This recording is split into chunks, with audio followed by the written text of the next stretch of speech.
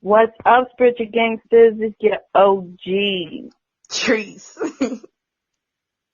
And Rain. Welcome to another episode of Trybe Vibes. Yes, so let's get right into it.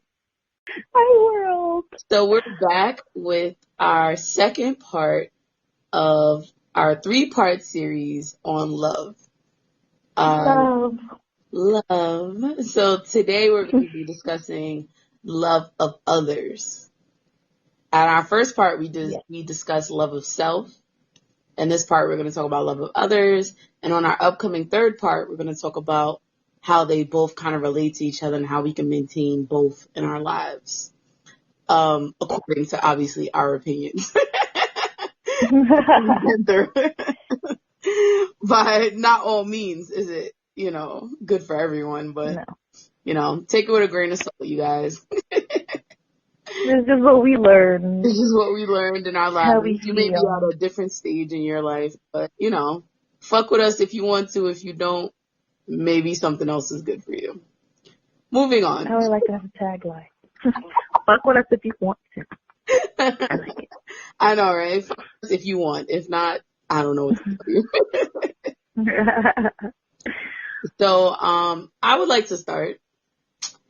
I'm going to start with the most cliche thing about love. Put it out there. Let's hear it. 1 Corinthians 13, it's in the Bible, obviously, 4-8. It's necessary. It's necessary to start off our conversation about love. Love is patient. Love is kind. It does not envy. It does not boast. It is not proud. It does not dishonor others. It is not self-seeking.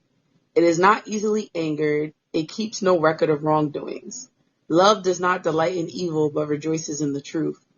It always protects, always trusts, always hopes, always perseveres. Love never fails, but where there are prophecies, they will cease. Where there are tongues, they will be stilled. Where there is knowledge, it will pass away. So, I started with that verse because that's a good, first of all, everyone says it, but I don't think everyone really understands it or dissects it, and I feel like it's a good basis on a starting ground to talk about love and what love is and what love isn't, because some people think, oh, well, but I love this person and I love that person, whether it be a friend or like a boyfriend or a family member. We're talking about love in general, by the way, in this whole series. Maybe later on we'll talk about like specifics. Maybe we'll add like part 4, 5, 6, like love of relationships, love of family. But for now, we're just talking about general feelings of love. And in general, love is nothing negative. Love is everything positive. And I feel like we get stuck on the word love, but we don't really, well, at least a lot of people don't really understand what love actually is. And it is a culmination of a whole bunch of positive energies, a whole bunch of positive actions, and a whole bunch of positive virtues. And I feel like this verse is a good basis of that. It said love is patient. Love is not envious. Love is not boastful. It's not proudful. It's humble. Love is not dishonoring or selfish. Love is not angry. Love rejoices in the truth, and love always protects, always trusts, always hopes. And because of that, it always perseveres and it never fails, So I feel like that's a really good starting ground. Absolutely. And I just want to reiterate the fact that it is an action word, very much so, and also that it has to do with the energies, because it's more than that gushy feeling. And though it is positive, it's not always happy times. Sometimes it's like, constructive love. Right. No, you're right. Like, it's about, you know what it is? You know what you're talking about? You're talking about like, what is the word? Like, you're talking about like how people feel inside. Maybe you can put a better word in it. Like, people Like, you know, when you feel That want the, okay, this quote, desire, that's the word. It's not all about desire. Desire, as well as that it, what's the word? It's like fascination.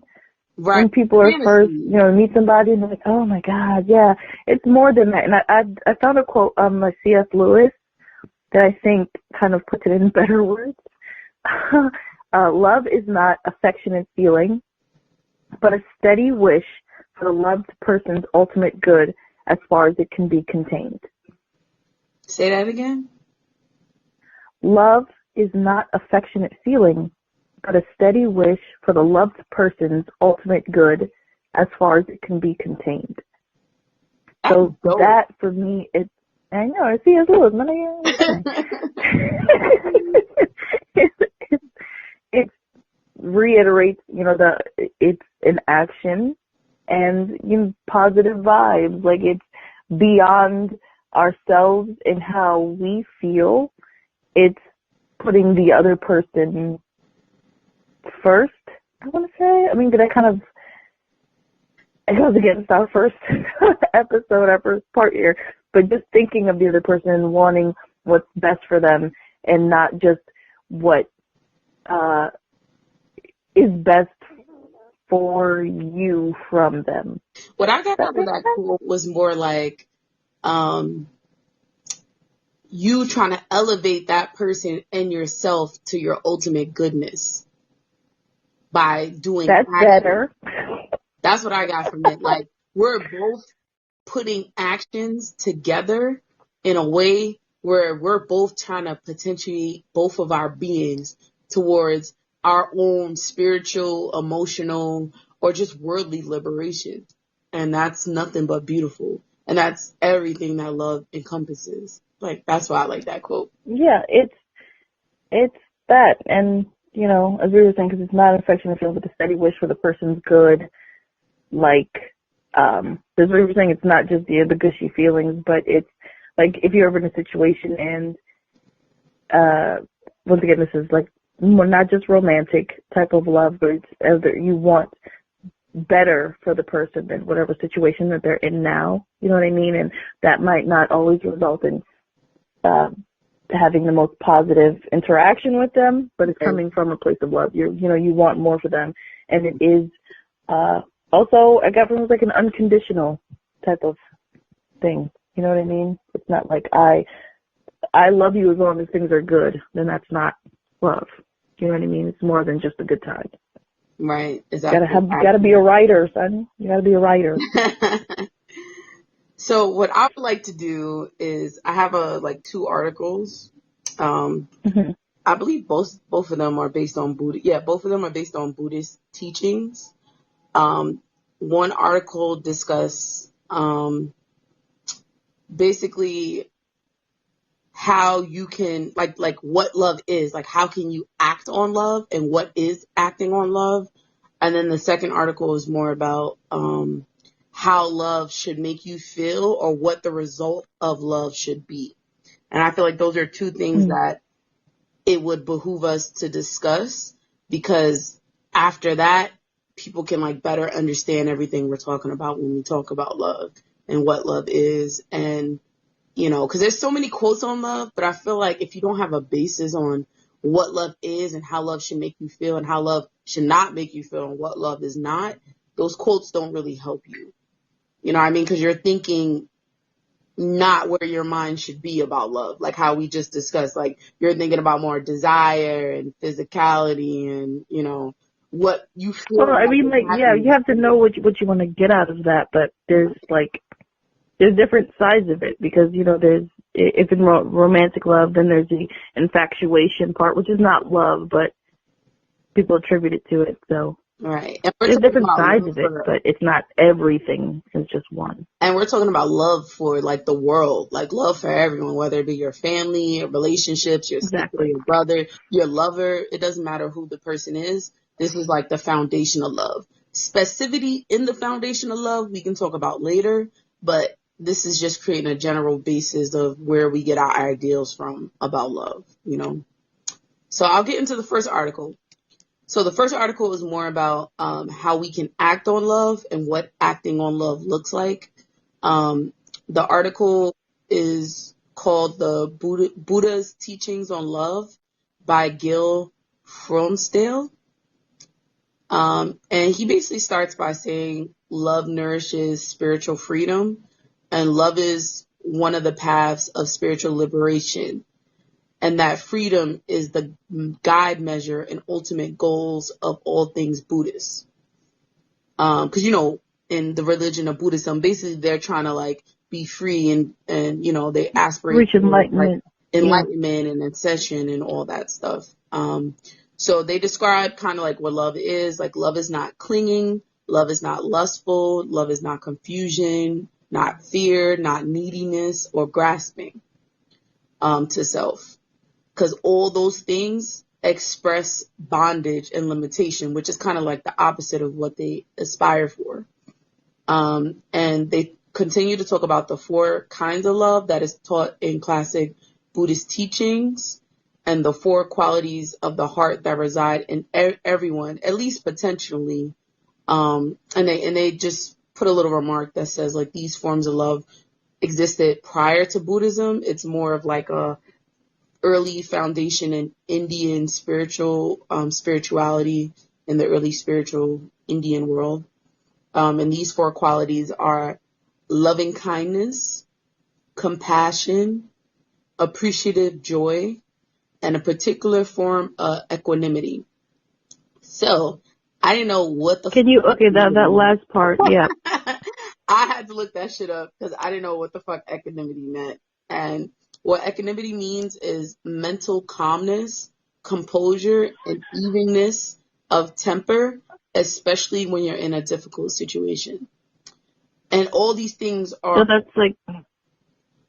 It's keeping calm when people are fucking being douchebags or assholes, or you feel like people are being evil, and you're just like, you keep calm and composure and evenness in your temper while people are doing... Right, because you're thinking about more than just getting your emotions off. You're thinking about, the person and how they're going to react to that. So, and in a way, that's liberation from even your own being and your own emotions as you're trying to ascend to your higher self, So that's why it's part of love. So all these things like loving kindness, compassion, appreciative joy, equanimity, all those things are things you can do and ways you can express love in order to reach, your enlightenment. And then they continue on to say, love does not need to be left by chance, falling in love nor accepting love at any degree or frequency whenever it may appear. It's a muscle through practice, it can be strengthened and achieved. It can flow from... well, let's stop at that real quick. Basically, speak on that. They're trying to say, like, love is not something that just happens to you. Like, a lot of people think, oh, love at first sight, love, it just happened, or, oh, I love all these people. No, it's something that you have to practice within yourself. Just like you have to, like, meditate in order to get peace and clarity. Like, you have to literally practice your muscle of love in order to ascend to a higher degree of lovingness, of compassion, of joy, of kindness, of equanimity. Equanimity is not something like that just happens out of nowhere. You're not just going to be mental calm and composed when fuck shit happen to you if you never practiced that ever in your life. Like, exactly. You need to actually physically think to yourself, okay, this motherfucker is like really trying to like fuck with me right now. And I have to calm the fuck down because it's not me, it's him. He may be going through something right now. I have to be kind and compassionate towards his circumstance, and let me actually elevate my mind in a way where I can help both of our circumstances despite his dumbass outburst that he's having right now. How thoughtful of you. Like, that's literally what goes on in my mind. I deal with a lot of equanimity in my job. I take care of people a lot, and lots of the times, like, people are having like these crazy outbursts or they're going through stuff, but I see people at like the worst period, in their lives. So I can't blame them for the way they, react and, how they may express the way they feel about their situation, but sometimes it is Mhm. directly directed at you. Some people do it purposely, some people don't, but regardless, I treat it all the same. I have to maintain my composure because there's a higher level of Mhm. thinking you need in the situation in order to overcome all the circumstances that are having.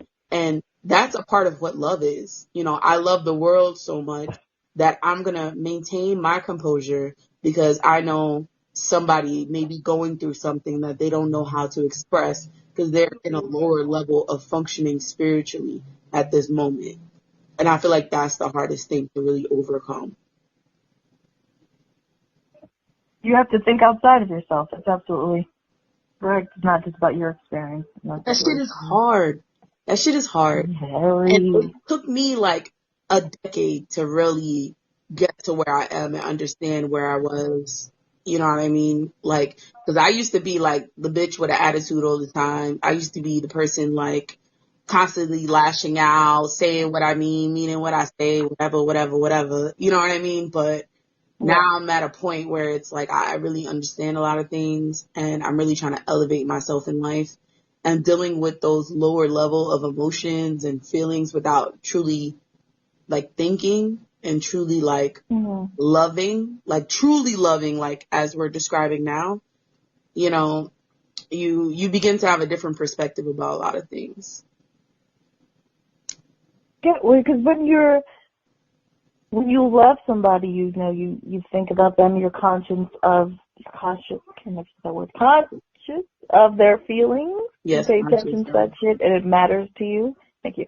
So, once again, it'd be like beyond the romantic relationships. We think about just generally interactions with other people. Like, in your field, you have interactions with people who maybe you'll only see once in your life, or, you know what I mean, for a short amount of time, but for you to speak or to carry yourself or interact with love, even though it may not be like a deep connection, I think is very important and is, you know, it's a beautiful thing. What I will say And I is have, that you bring up a good point.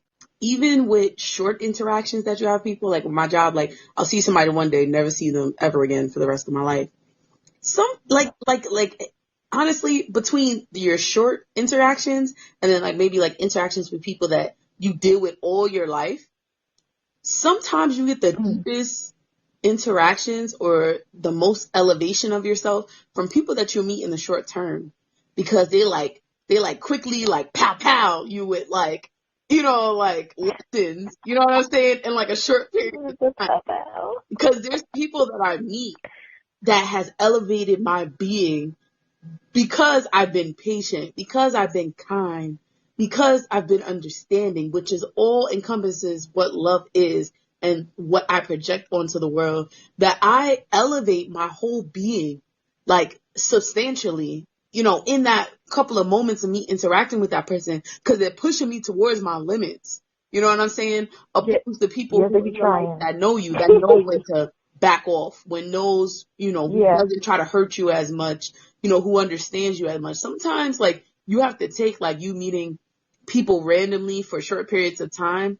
You have to take it just as serious as a relationship as somebody you're going to know forever. Because you never know when that person is going to come back into your life anyways, or how that person can help you in the future. Absolutely. So that's important. But just on a just general loving stance and loving other people, you're going to elevate yourself so much and you're going to be proud and love yourself so much because of the interaction that you dealt with loving kindness, with compassion, with joy, with equanimity, that like you'll forever remember that person and you'll forever love that person and you'll forever love the world and continue to deal with people in a certain way. That's so true. You do see the world a little bit more positively. And I mean, I understand what we're saying sounds like super altruistic, like, you know, the absolute ideal, but that's what we're all striving for here, people. You're I do have, elevating just real yourself. quick, let me just interject. It's like you're Let me elevating just Wait, say what you're going to say. I'm sorry, cutting you off.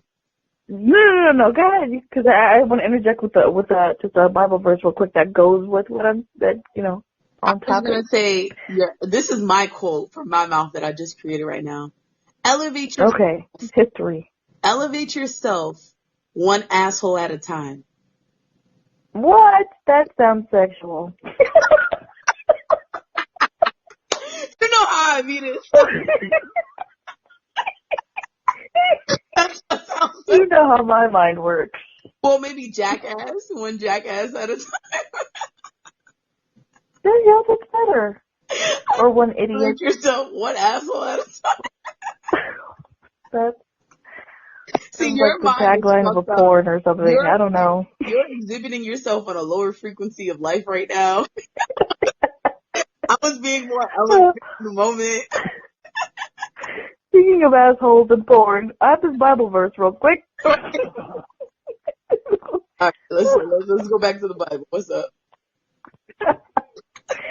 Philippians 2, we're going to hell. Philippians 2, verse 3 or 4. Do nothing from rivalry or conceit, but in humility count others more significant than yourselves. Let each of you look not only to his own interests, but also the interests of others. And I like this because this is essentially how I was raised, where it's like, others before yourself, which is, it's like a split 50-50. It's like really good as long as you have like a good base of self-love. But in that, when you do that, you're like trusting, which is also, I guess, can be a part of like the attributes of love. You're trusting that you'll be taken care of because, once again, as altruistically, if we all live this way, if we're all thinking about whoever, is around us, we're thinking about others, and essentially people will be thinking about you and taking care of you, and then we'll all be like one happy family, man. We just need we're all compassionate. I feel like the reason why people don't do that is because they feel like, well, other people aren't doing it. But just because of what other people are doing is not a reason for you not to do. Like, that's what I've always like kind of like by, like, you have to be like, that cliche thing. You have to be the change you want to see in the world. Like, no one's going to change if you don't change.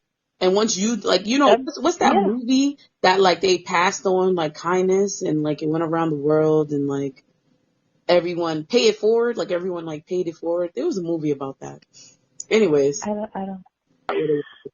It was. No, I don't know. Everyone just kind of, like, paid it forward. I think the movie is actually called Pay It Forward. I don't remember.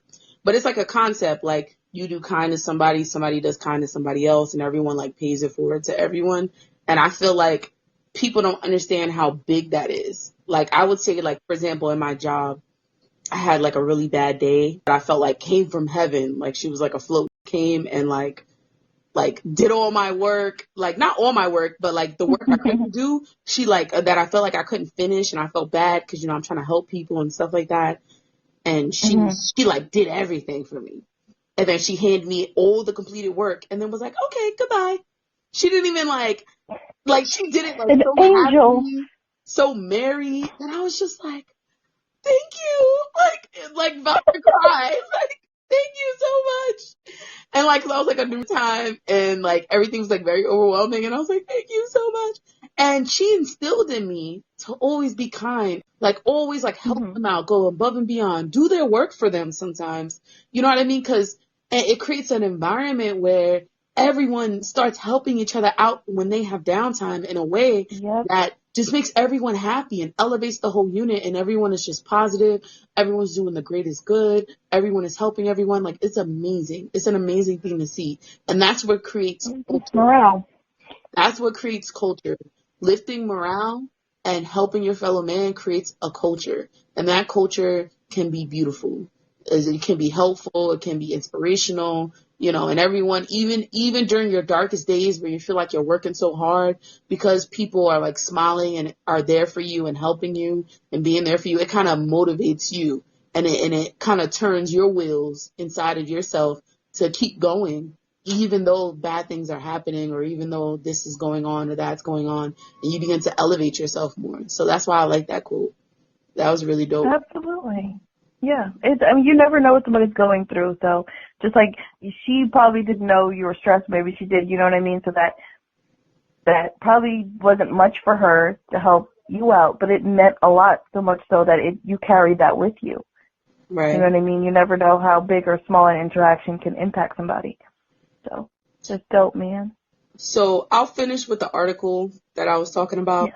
Basically, they were saying like with this like type of love, well, not type of love, but with love, it can flow from us equally toward like certain beings, like say from me to you or me to somebody else, or it can flow freely without needing to be directed to anyone.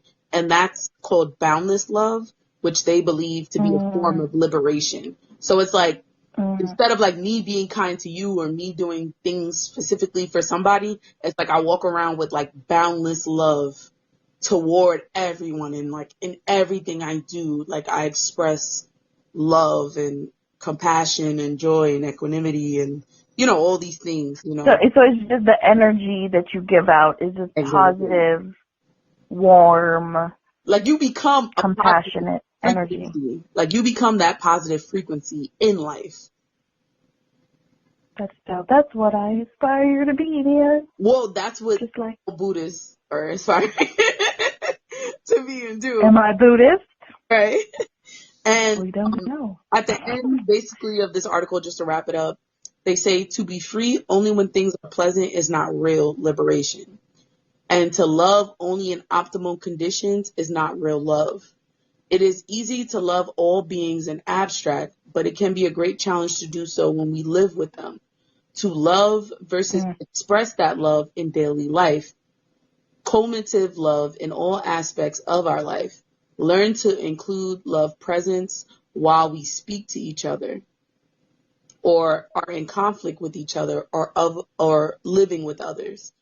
It begins with the intention of doing so and supported by appreciating each manifestation of love we encounter, meaning compassion, loving kindness, appreciative joy, and equanimity. And then they end by saying each drop of this practice is significant because according to the Buddha, with dripping drops of water, the water jug is filled. Meaning, in order to, I guess, reach this liberation or this boundless love, you have to practice, you know, the dripping drops every day, you know, with people you live, people that piss you off, people that love you, like anything. You have to continue to be loving and kind, continue to be compassionate, continue to be appreciative and joyful, and continue to, I guess, show a form of equanimity in all your encounters in life. And with that, you can aspire to liberate yourself in love or to reach, you know, enlightenment through love. Okay. So I feel like that was a really good There was a, yeah, because I feel like I it don't know. teaches people how to love. Yeah, it's like a step-by-step what you need in order to become that free-flowing being and what you need to work on. It's like that song, Break Down, still breaking me over down. You know that song? No, I don't. It's an old school R&B song. Oh, you're killing me. You ain't real. I'm not about that life. You're not about that life. And then I can continue about, cause this next part of another article about Buddhism kind of like complements that. So basically like this article shows the 4 elements of true love. So like what should be the result of love? Like how do you know if you're really loving somebody right? Like you think you're being kind, you think you're having equanimity, you think you're being compassionate, you think you're joyful, all this stuff. But like kind of like how do you know that you're practicing it in the right way? All right, guys, we're going to wrap it up for today, but definitely come check us out on our next episode as we go further into the topic of love. So, as always, hope you got something out of this. Remember, we are experts of nothing, just out here in these streets. We learn from you like you learn from us because we are a tribe. That's right, girl. We a tribe, nigga. Till next time. Continue to vibe. Ayy.